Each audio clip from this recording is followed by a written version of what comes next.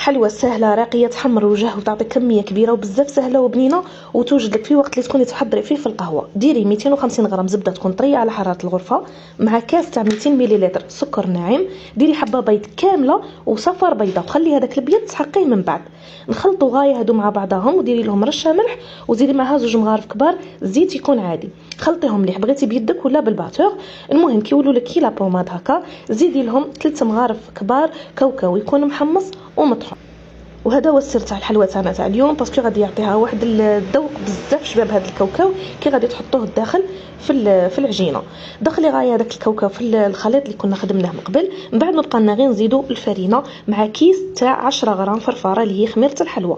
الفرينه انا ما نعطيكمش المقدار بالضبط، غادي تحطي وتلمي في نفس الوقت حتى تتحصلي العجينه تكون ملمومه وطريه في نفس الوقت. انا حطيت لكم الوصفه بالتفصيل على قناتي باليوتيوب المطبخ الجزائري 31. كل وحده تبغي التفاصيل تلقاهم تما.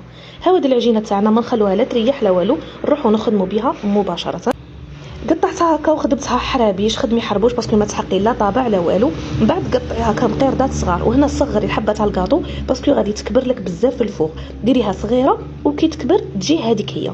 من بعد نكونوا وجدنا هذاك بياض البيض اللي كنا خليناه مع الاول وحبه تاع البيض غادي تكفيك.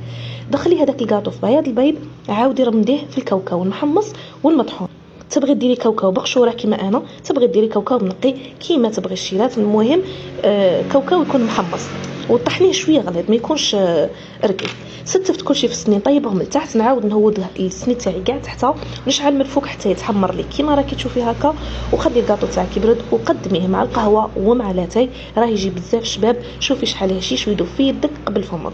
زوروني على اليوتيوب المطبخ الجزائري 31 تلقوا بزاف وصفات شابين اقتصاديين وناجحين. سلام.